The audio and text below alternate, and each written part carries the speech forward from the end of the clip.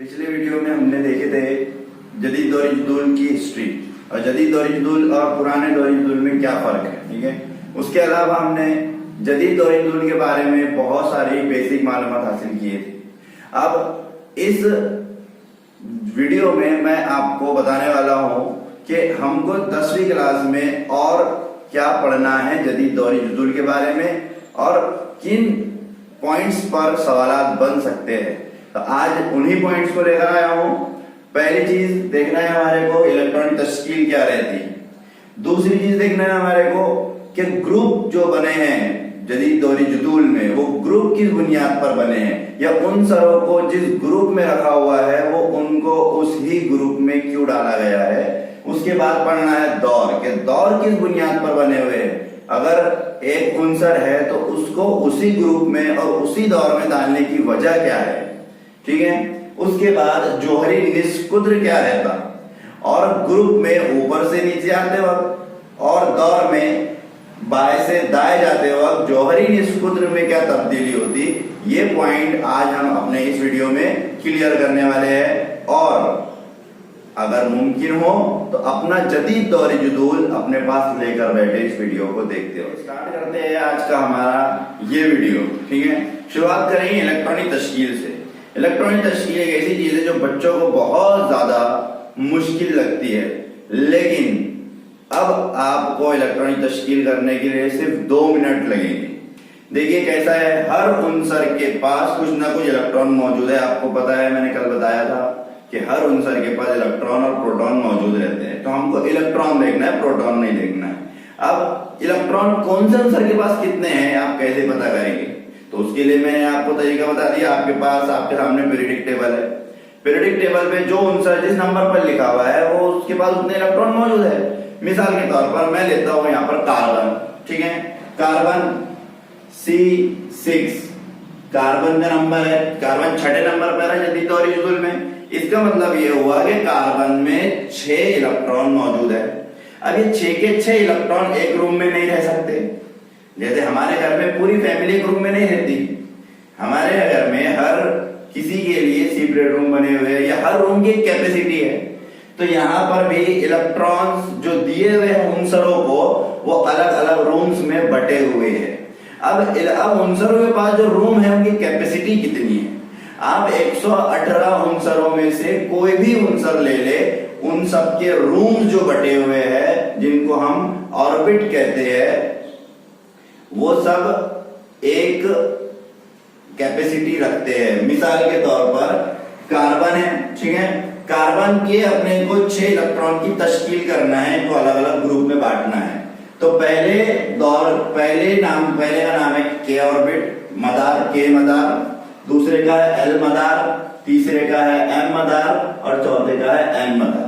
ये 4 मदार है, मतलब ये 4 रूम दिए हुए, हर उनसरों को 4 रूम दिए हुए। 10वीं तक हमको 4 ही रूम पढ़ना है, ठीक है।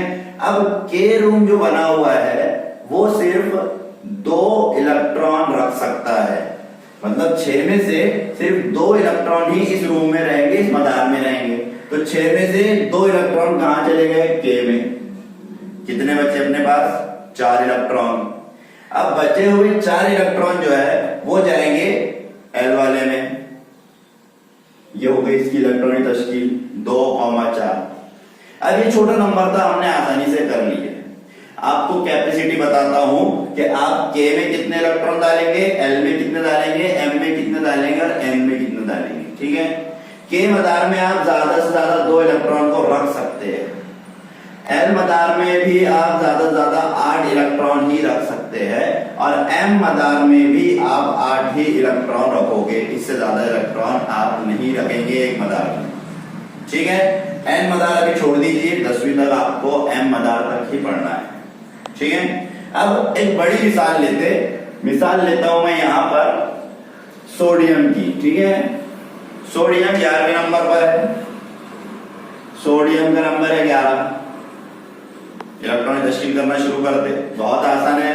पहले मदार में कितने इलेक्ट्रॉन डालेंगे अपन, 2, ठीक है। 11 में तो 2 कितने बचे, 9। अब बचे हुए कितने हैं, 9 में से एल मदार में कितने जाएंगे, हाँ ठीक है। एल की कैपेसिटी सिर्फ 8 की है, इसलिए 8 जाएंगे इसमें। अब कितना बचा, 8 और 2 10 हो गए, कितने इलेक्ट्रॉन बचे, 1 इलेक्ट्रॉन, तो ये 1 इलेक्ट्रॉन जाएगा तीसरे मदार में। ठीक है, यहां तक समझ में आ गया आपको। इसके बाद एक दूसरी मिसाल लेता हूं मैं कैल्शियम की। कैल्शियम का नंबर क्या है, 20। ठीक है, कैल्शियम का जो जौहरी अदद है वो 20 है, मतलब इसके अंदर 20 इलेक्ट्रॉन है। अब हम इन कैल्शियम की इलेक्ट्रॉन तश्कील कैसे करेंगे, बिल्कुल आसान, शुरुआत कर दो पहले मदार से। पहले मदार में कितने डालेंगे आप, 2 डालेंगे। ठीक है, कितने बचे हमारे पास, 18। अब 18 में के भी दूसरे मदार में 8 डाल दो, डाल दिया आपने, क्योंकि दूसरे मदार में आप सिर्फ 8 ही डाल सकते, इससे ज्यादा इलेक्ट्रॉन नहीं डाल सकते। तीसरे मदार में कितने डालेंगे आप, 8। कितने हो गए, 8 और 2 10, 10 और 8 18। कितने बचे, 2 इलेक्ट्रॉन बचे, भी 2 इलेक्ट्रॉन डाल दो चौथे मदार में। ये हो गई इलेक्ट्रॉनिक तश्कील। ठीक है, समझ में आया। हमारे नेक्स्ट टॉपिक की तरफ जो है ग्रुप। अब ग्रुप किस बुनियाद पर बना है, यानी एक ग्रुप में ऊपर से नीचे, मिसाल बता देता हूं ग्रुप नंबर 1 की। ग्रुप नंबर 1 में सबसे ऊपर हाइड्रोजन है, उससे नीचे अगर आप देख रहे होंगे तो लिथियम लिखा हुआ है, उससे नीचे सोडियम है और उससे नीचे पोटेशियम लिखा हुआ है। इन चारों को एक ग्रुप में डाला हुआ है, ग्रुप नंबर 1 में। उसके बाद बेरिलियम, मैग्नीशियम, कैल्शियम, ये जो 3 आंसर लिया मैंने, ये एक के नीचे एक ग्रुप नंबर 2 में लिखे हुए हैं, है ना। तो इनको पहले ग्रुप में ही क्यों डाले और इनको दूसरे ग्रुप में ही क्यों डाले, इसकी वजह बताऊंगा आज आपको। बहुत आसान है, आपको इलेक्ट्रॉन तश्कील सिखाया हूं मैंने, आप इलेक्ट्रॉन तश्कील करना शुरू करेंगे मेरे साथ। हाइड्रोजन एक ही इलेक्ट्रॉन है तो ग्रुप, कोई इलेक्ट्रॉन तश्कील करने की जरूरत नहीं है। ठीक है, लिथियम में 3 इलेक्ट्रॉन है, पहले मदार में कितने डालेंगे आप, 2, क्योंकि 2 की कैपेसिटी है। 3 में से 2 का कितना बचा, 1, ये क्या में डालेंगे आप, दूसरे मदार में। ठीक है, उसके बाद सोडियम की इलेक्ट्रॉन तश्कील हमने इसके पहले अभी करके बताया मैं आपको। पहले मदार में 2, दूसरे मदार में 8, तीसरे मदार में 1। ठीक है, क्योंकि 8 से ज्यादा अपन 9 नहीं रख सकते, इसलिए 8 और 1 को अलग लेना पड़ेगा अपने को। उसके बाद पोटेशियम, पोटेशियम की इलेक्ट्रॉन तश्कील करेंगे हम। पहले मदार में 2 इलेक्ट्रॉन, दूसरे मदार में 8 इलेक्ट्रॉन, 8 और 2 10, तीसरे मदार में भी 8 जाते हैं, 18 बचा 1 जो गया चौथे मदार में। ठीक है, अब अगर आप देख रहे होंगे कि ग्रुप में, एक ही ग्रुप में, सेम ग्रुप में, ग्रुप नंबर 1 में ऊपर से नीचे आते वक्त आखिरी मदार में जो गिरफ्ती इलेक्ट्रॉन है उनकी तादाद एक जैसी है। गिरफ्ती इलेक्ट्रॉन का मतलब होता है आखिरी मदार वाले इलेक्ट्रॉन। तो आखिरी मदार वाला जो इलेक्ट्रॉन है, हाइड्रोजन में भी आखिरी मदार में 1 आ रहा, लिथियम में भी 1 आ रहा, सोडियम में भी 1 आ रहा, पोटेशियम में भी आखिरी में 1 आ रहा है, इसीलिए ये ग्रुप नंबर 1 में। ठीक है, कंसेप्ट क्लियर हो आपका। ग्रुप नंबर 2 की तरफ आते, बेरिलियम की इलेक्ट्रॉन तश्कील करना शुरू करो। पहले मदार में 2 बचे, कितने, 2 काय में गए, दूसरे मदार में। मैग्नीशियम की करो, पहले मदार में 2 बचे 10, 8 जाएंगे दूसरे मदार में। ठीक है, और बचे हुए 2 ये जाएंगे तीसरे मदार में। कैल्शियम की करेंगे, पहले मदार में 2, दूसरे मदार में 8, 8 और 2 10, तीसरे मदार में भी 8, 18 और आखिरी मदार में 2 इलेक्ट्रॉन। यहां पर आखिरी मदार के इलेक्ट्रॉन की तादाद देख लो, ग्रुप नंबर 2 में 2 2 2, ये चलेगा ग्रुप नंबर 2 में। तो ग्रुप में जैसे ही आप ऊपर से नीचे आते जाओगे, पहली चीज तो ये होगी कि इनमें सब में जो गिरफ्ती इलेक्ट्रॉन है वो एक जैसे ही रहेंगे। ग्रुप नंबर 1 में भी देखे हमने और ग्रुप नंबर 2 में भी हमने देख लिए है। इसके बाद मैं आपको बताऊंगा कि दौर किस बुनियाद पर बना है। जो हमारा नेक्स्ट टॉपिक, नेक्स्ट पॉइंट है वो है दौर। दौर की बुनियाद किस तरीके से पड़ी, दौर किस बेस पर बनाया है हेनरी मोजले ने, कि एक दौर में कौन से आंसर रहेंगे उसको कैसे पता चला। तो अब हमने ग्रुप में देख लिए कि ग्रुप में जैसे ही एक ग्रुप में सारे इलेक्ट्रॉन है, तो एक ग्रुप में आखिरी मदार में जितने इलेक्ट्रॉन आ रहे थे सबकी तादाद यकसा थी। अब यहाँ पर इलेक्ट्रॉन की तादाद यकसा नहीं रहेंगी, मदारों की तादाद यकसा रहेंगी। जैसे दौर नंबर 3 की बात करता हूं मैं, कि तीसरा दौर सोडियम से शुरू हो रहा है और ऑर्गन पर खत्म हो रहा है। सोडियम का नंबर है 11 और ऑर्गन का नंबर है 18।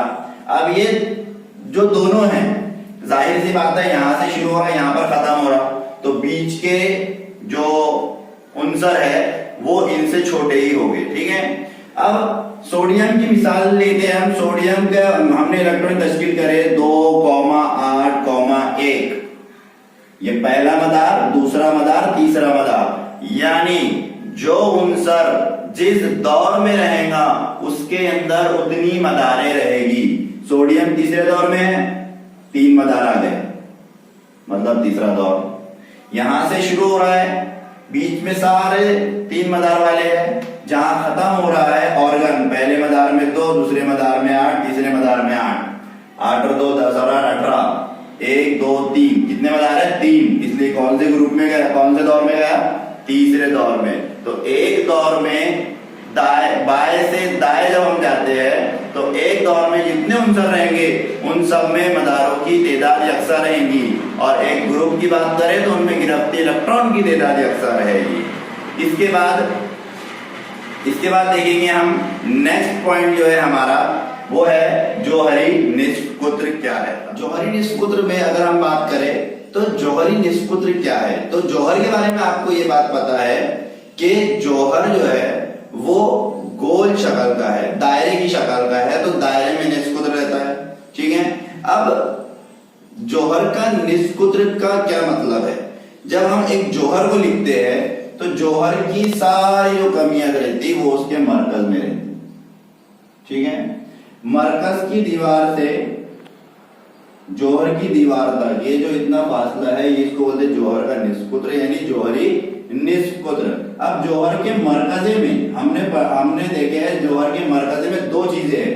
جوہر کے مرکزے میں رہتا ہے پروٹون جس کے اوپر پلس نشان ہے، اور نیوٹرون جس کے اوپر کوئی نشان نہیں ہے، یہ جوہر کے مرکزے میں رہتا، اور جوہر کے مدار میں الیکٹران گردش کرتے رہتے ہیں جو کہ نگیٹیو ہے۔ اب آپ کو پتا ہے کہ پوزیٹیو والا ہمیشہ نگیٹیو والے کو اپنے طرف کھینچتا ہے، ٹھیک ہے۔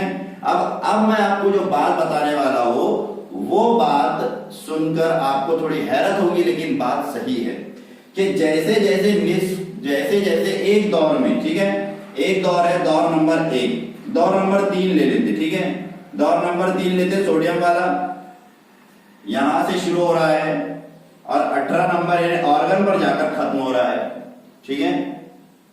دور نمبر 3 میں اب اگر ہم دور کی بات کریں تو جیسے جیسے ہم دور میں آگے بڑھتے جائیں گے یہ جوہری نصف قطر کم ہوتا جائے گا، جی ہاں، جیسے جیسے ہم آگے بڑھتے جائیں گے ایک دور میں جوہری نصف قطر کم ہوتا جائے گا۔ اس کی وجہ کیا ہے؟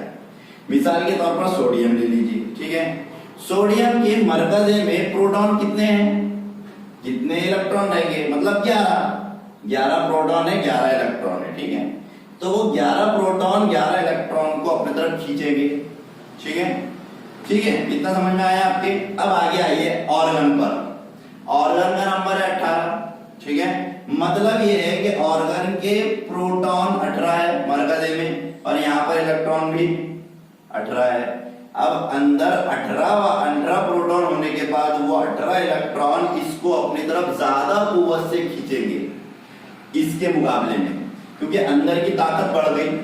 تو اندر کی طاقت بڑھنے کے بعد کیا ہوتا ہے کہ یہ جو الیکٹران ہے یہ اندر سرکتے جاتے ہیں، جس کی وجہ سے جوہری نصف قطر کم ہوتا جاتا ہے، کیونکہ الیکٹران اندر بڑھ رہے، اندر پروٹون بڑھ رہے، اندر طاقت بڑھ رہی۔ تو جیسے جیسے ہم دور میں بائیں سے دائیں جانب آتے جائیں گے آپ کو اتنا دھیان رکھنا ہے کہ اگر الیکٹران کی تعداد بڑھی تو جوہری نصف قطر کی تعداد کم ہوتی، اگر الیکٹران کی تعداد بڑھی دور میں بائیں سے دائیں جانب جاتے ہوئے جوہری نصف قطر کی جسامت چھوٹی ہوتی جاتی ہے۔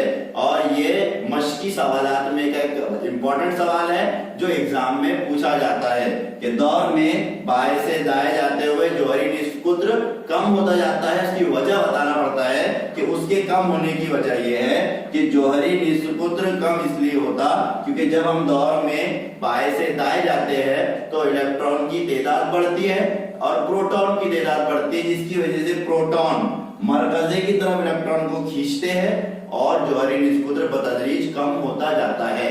अब अगर बात करें हम ग्रुप में, तो जैसे जैसे हम एक ग्रुप में ऊपर से नीचे आएंगे हमको मालूम है मदार बढ़ रहे हैं। हाइड्रोजन एक मदार है हाइड्रोजन के पास, लिथियम के पास जो है तो सिर्फ 2 मदारे हैं और सोडियम के पास जो है तो 3 मदारे हैं। तो अगर आप ग्रुप में ऊपर से नीचे आते जाएंगे, इसमें कोई भी हैरतकुन बात नहीं है कि जैसे जैसे आप ऊपर से नीचे आते जाएंगे जौहरी निष्कुद्र बढ़ेगा और जैसे जैसे आप बाएं से दाएं जाएंगे दौर में जौहरी निष्कुद्र कम होता जाएगा। आज का टॉपिक था हमारा।